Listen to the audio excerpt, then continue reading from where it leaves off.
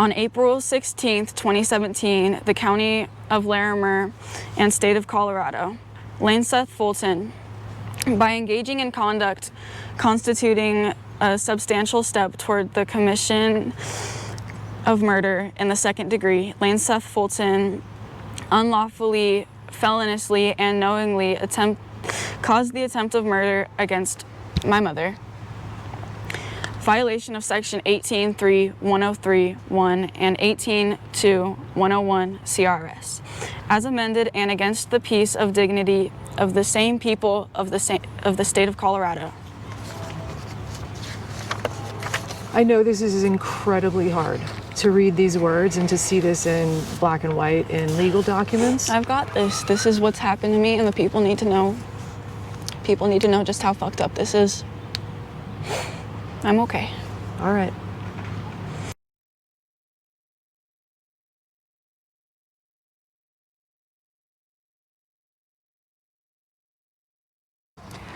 Okay, we're back today with Jo. She's going to update us on what has happened since our last interview in her CPS case. And we're just going to let her do a little summary to begin. Like, what has happened since we talked last? Mainly what has happened is CPS has had barely any communication with me, which for the most part is a very good thing. I did a forensic interview to do that case I was speaking about, opening up against sexual assault and incest on Lane Fulton. And that very day, while I was going in to do the forensic interview, my old attorney brought a caseworker with him to speak to me before a very traumatic event. So help people understand why it was traumatic that a caseworker would come to talk to you before you do a forensic interview. That was the first time I would ever be speaking about the details about what happened to me when I was a child. And so totally inappropriate timing as far as you're concerned. Totally inappropriate timing. Was already having a panic attack and was not expecting to speak to a caseworker. So yesterday, let's bring it to yesterday. What happened yesterday with the email situation between the county attorneys and other people involved? So my mother had a cancer checkup today, and yesterday there was an email chain going out to a whole group of people, including me and Stacy. My new attorney was not listed in that email chain, but my old one was. And he fully had to state that he was not a part of this case anymore and was not my attorney, and gave them the information of my new attorney, which they should have already had. They should have already done that, you know. And they also involved Courtney, the main person who brought the Fultons back into my life, my abusers back into my life. So that caseworker, Courtney Bradsby, is still getting emails on your case, even though she is the one responsible. She and Lynn Carsrud are the ones responsible for bringing violent sexual abuser into your life and his family. Yep. So I would like to clarify on that part. Not only did Courtney single-handedly contact Lane Fulton, she also contacted his family, which were also my abusers, who knew about the abuse and helped keep it under wraps and also contributed to the abuse. So the family is involved in this fully as well, because they knew what was happening, they never stopped it. Yep. So this is an email that we were talking about from the county attorneys and the CPS workers, and I just want you to review this one paragraph here that started the email thread yesterday, and then I'll ask you a question.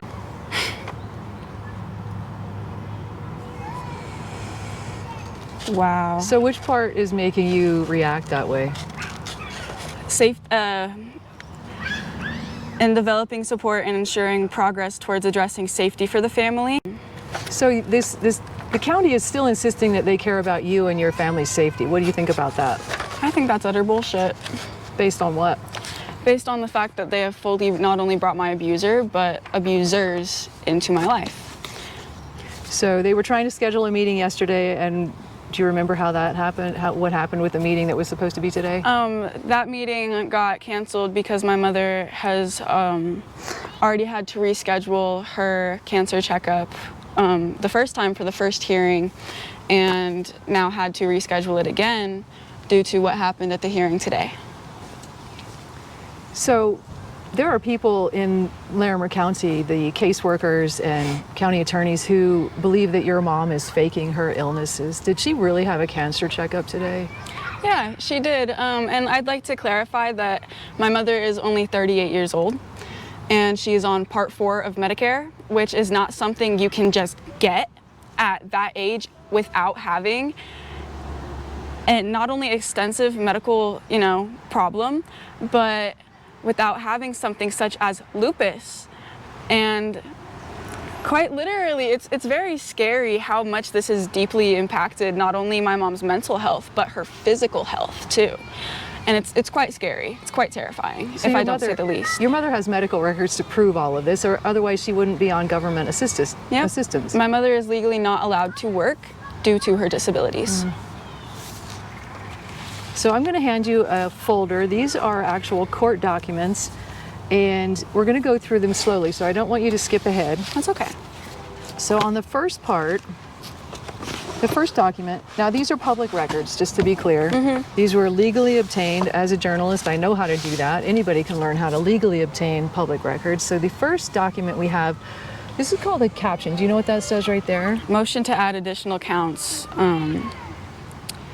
4 and 5. So read this paragraph right here and just read it to yourself, and then I'll ask you a question. Comes now Clifford E. Rydell, District Attorney in and the English Judicial District of the State of Colorado, by and through Kara M. Boxberger, this duly appointed authority and acting Deputy District Attorney, moves to add counts 4 and 5. Further investigation has revealed evidence supporting the filing attached to 4 and 5. Okay, let's talk about this first. Do you recognize the name Kara Boxberger? She was the DA in my father's case. So she was the main woman who helped us get my abuser locked away. Perfect. And so when it says motion to add additional counts, do you know what that means? Not fully. So what that means is that in addition to what he was arrested for and charged with initially, they found more in more investigation. So let's read what they're adding on to that. So do you see right here? What are they adding on to his original charges? Additional count 4, assault in the second degree, class 4 felony. Okay, and down here they talk about exactly what that is. Do you want to read that? With intent to cause bodily injury to another person, unlawfully and feloniously applied significant pressure to embed or restrict the breathing or circulation of the blood by applying such pressure to the neck or blocking the nose and mouth and thereby causing bodily injury in violation of section 18.3.203 1I CRS. And that is the reason my mom has short-term memory loss, was because of the asphyxiation. So Lane Fulton basically somehow cut off the blood supply to your mother's brain so many times that she has brain. I vividly remember throughout years of my childhood, my father putting his arm around my mother's neck like this until she either passed out or couldn't take it anymore. So that's the first additional count. And the second additional count, what does this say? Additional count 5, assault in the second degree, a class 4 felony. Now let's make something clear first. On this additional count, it was also assault in the second degree. Do you see the date? Let's read the date here. On or about March 24th, 2017. Okay, so that's the first additional count. Now what is this date? April 11th, 2017. With intent to cause bodily injury to another person, unlawfully and feloniously applied significant pressure to embed or restrict the breathing or circulation of the blood by applying such pressure to the neck or by blocking the nose or mouth and thereby causing bodily injury in violation of 18.3.203 1I CRS. I know this is really hard, and if you want to stop at any time, please do. So have you seen these documents before? I've heard these. Have you read them yourself? No. Have you seen them in I have the not. actual court documents? This is my first time reading them. And what do you think at this point, now that you've read it with your own eyes? I mean, not even just having to read it with my own eyes, I've seen it firsthand. It was a huge factor of my childhood, was that one day my mom could very much pass away in the hands of my own father. Okay, let's go to the next document in there.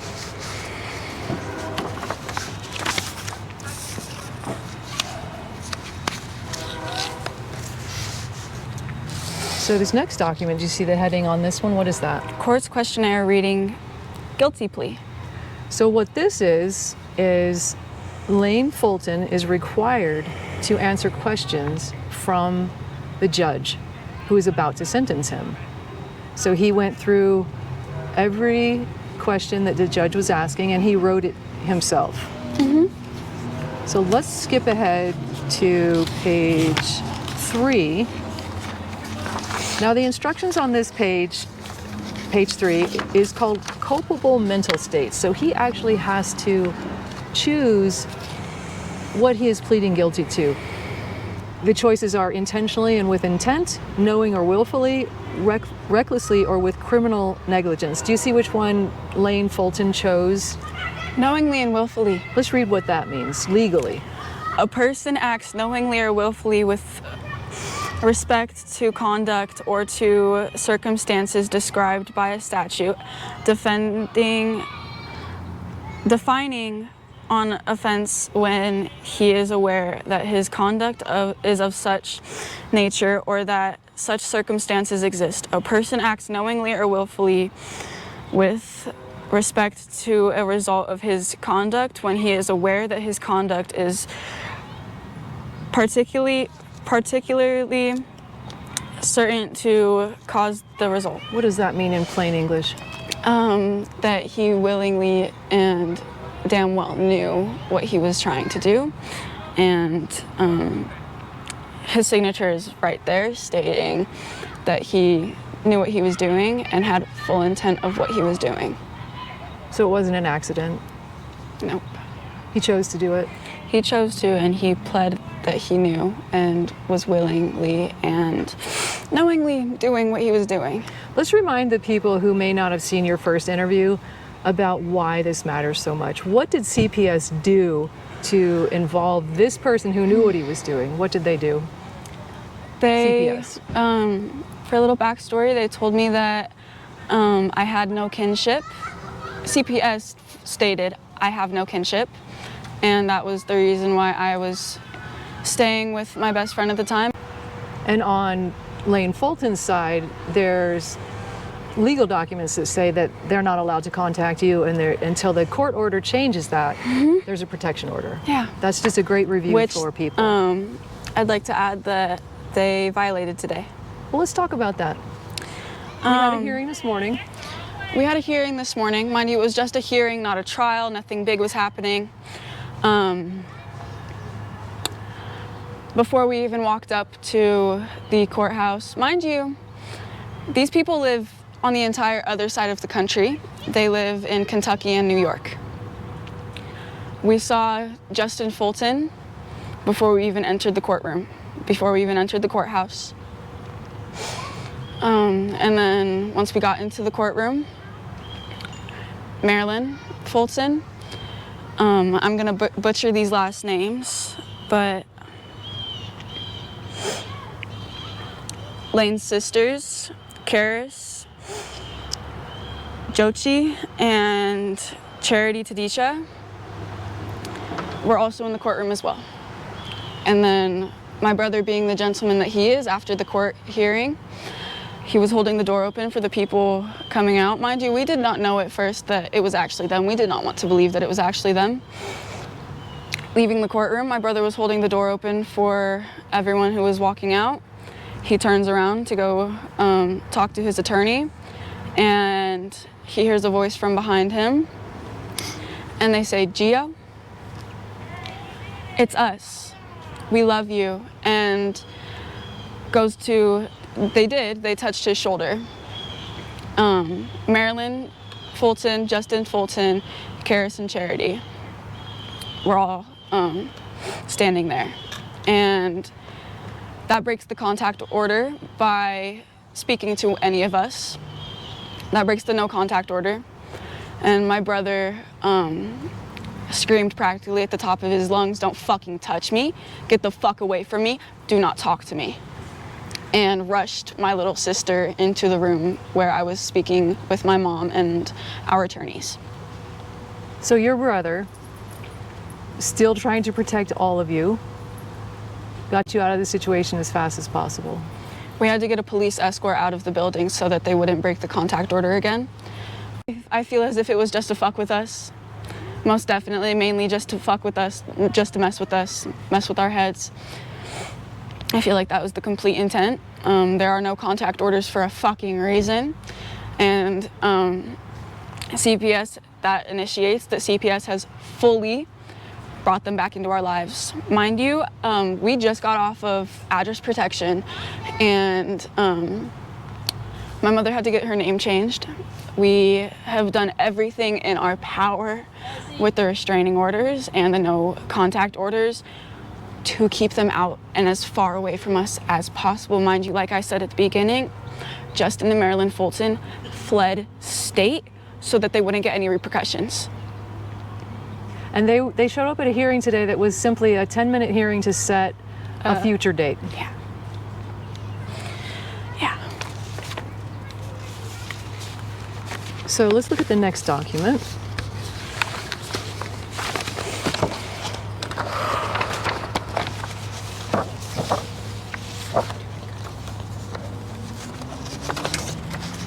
What does this say on the top here? What are we doing again? Amended count 3, child abuse, a class 1 misdemeanor. So now we're amending counts and we're adding child abuse. So let's read exactly what they are talking about. What child abuse?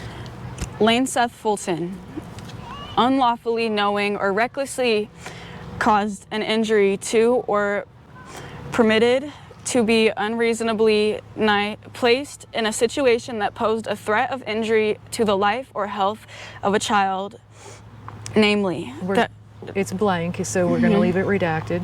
That results in any injury to the child in violation of Section 18.6, 401, 1A, 7A, v. CRS, as amended and against the peace and dignity of the same people of the state of Colorado. So they've amended count 3, so now we have a child abuse count. Let's go to the next page.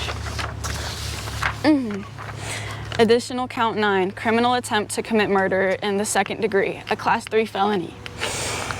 For an additional and further count, Clifford Rydell, the district attorney of Forsyth, in the name by the authority of the people of the state of Colorado, further informs the court that on April 16th, 2017, the county of Larimer and state of Colorado, Lane Seth Fulton, by engaging in conduct constituting a substantial step toward the commission of murder in the 2nd degree, Lane Seth Fulton unlawfully, feloniously, and knowingly caused the attempt of murder against my mother. Violation of Section 18.3, 103.1, and 18.2, 101 CRS, as amended and against the peace of dignity of the same people of the state of Colorado. I know this is incredibly hard to read these words and to see this in black and white in legal documents. I've got this. This is what's happened to me, and the people need to know. People need to know just how fucked up this is. I'm okay. All right. So on the next page, what do we have? What does this say? Additional count 4, assault in the 2nd degree, a class 4 felony. And what does it say from here down? Lane Seth Fulton, with intent to cause bodily injury to another person, unlawfully and feloniously applied significant pressure to impede or restrict the breathing or circulation of the blood of my mother by applying such pressure to the neck or by blocking the nose and mouth and thereby cause bodily injury in violation of 18.3, 203, 1 I, CRS, as amended against the peace and dignity of the same people of the state of Colorado. So I'm not sure we can say this enough, but I want to remind everybody that this is the mail that CPS reached out to and brought back into this family's life. They knew what they were doing at the time. They knew they were violating district court orders. CPS knew that there was numerous no contact orders in place, and this is the man that they have brought back into Joe's life. So what is this document? A statement of plea disposition, so what he pled guilty to. And we talked a little bit about this in our first interview, but it's good to review for people who have not seen that interview. And if you do want to see the introduction to this case, then go back. I'll add a link into this video so that you can see the beginning of this case. Let's go to page 3. Okay.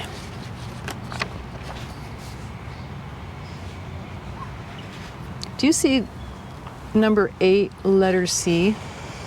Mm-hmm. What does that say? The defendant will undergo sex offender specific mental health evaluation and identification pursuant to CRS 816 117104. And it also says in E that the defendant, Lane Fulton, is to complete a sex offender and domestic violence treatment program. It says that he has to register as a sex offender. And can you read 8G? Can I read You see G through I? Please. And actually, I'm going to read G through J. Excellent. The defendant shall have no contact with any children under the age of 18 unless otherwise recommended and approved by the community supervision team. That has not happened. The defendant shall have no contact with any siblings under the age of 18 years unless otherwise recommended and approved by the community supervision team. That has not happened. The defendant waives his right. Let me say that again. The defendant waives his right to parent his own children under the age of 18 years unless otherwise recommended and approved. Any children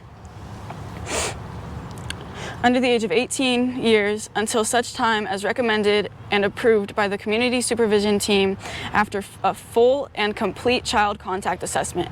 That has not happened. That the defendant will have no contact with the victims in this case and their immediate family until further order of this court.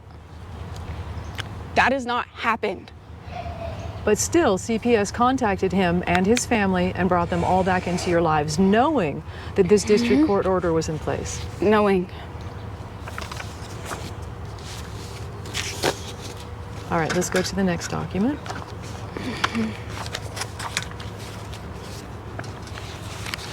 This is perhaps the most damning document, and it is called, let's see, did I give you the wrong one?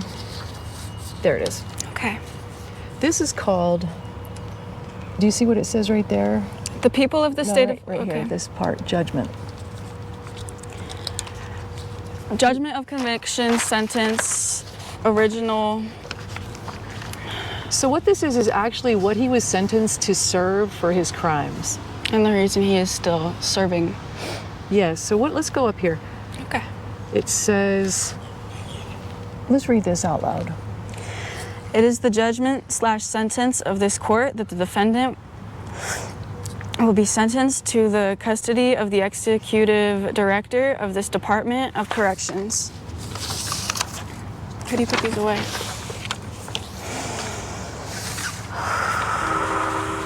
I'm gonna read that one more time. It is the judgment/sentence of this court that the defendant be sentenced to the custody of the executive director of the Department of Corrections. Can I read all this? Yes. Jail, 1 year.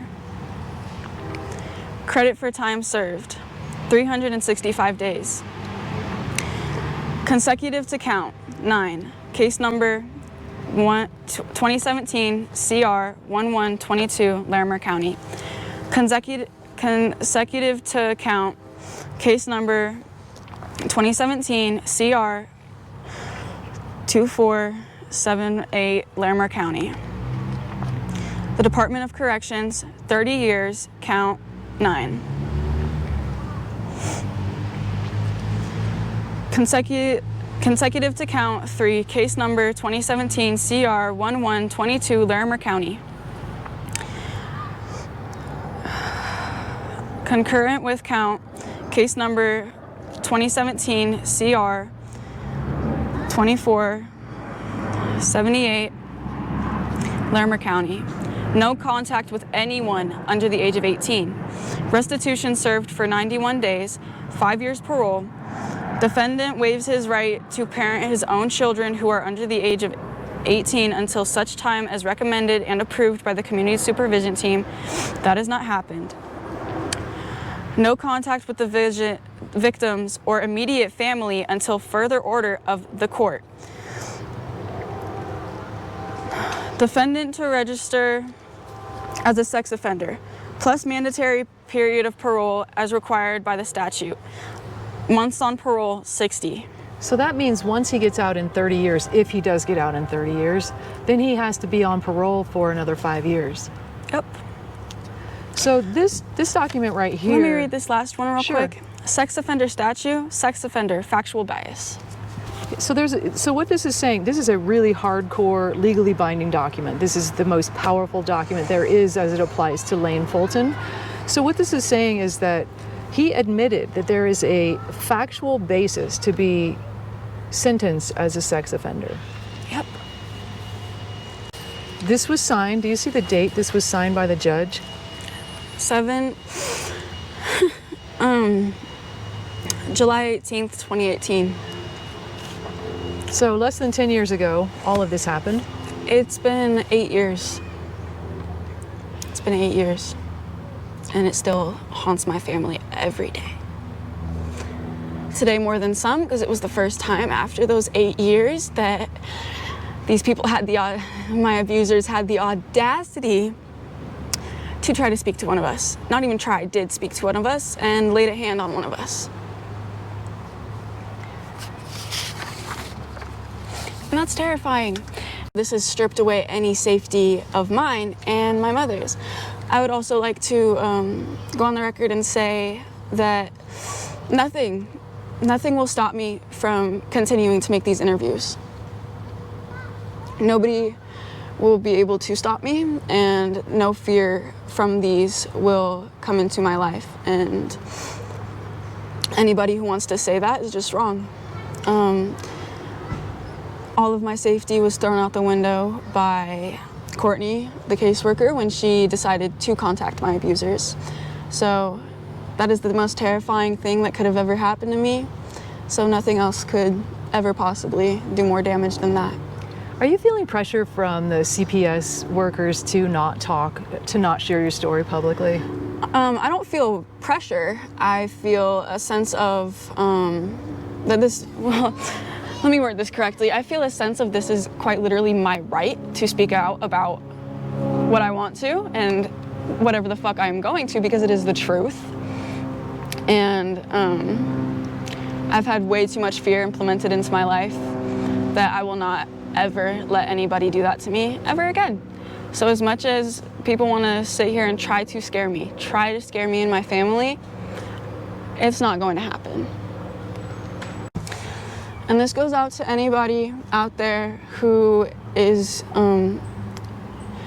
been suppressed, your voice has been suppressed. This goes out to anybody who has been a victim of abuse or anything traumatic, because like I've said in the past, no matter how small your trauma is, it is still trauma and your voice deserves to be heard. You are not alone. Never think that you are. There will always be somebody to back you up. There will always be supports, even if you don't feel as if you have any. There's a lot of good people out there. As much as there's cruel and evil and you're gonna be scared, just keep in the back of your mind that this is right and you're gonna be okay.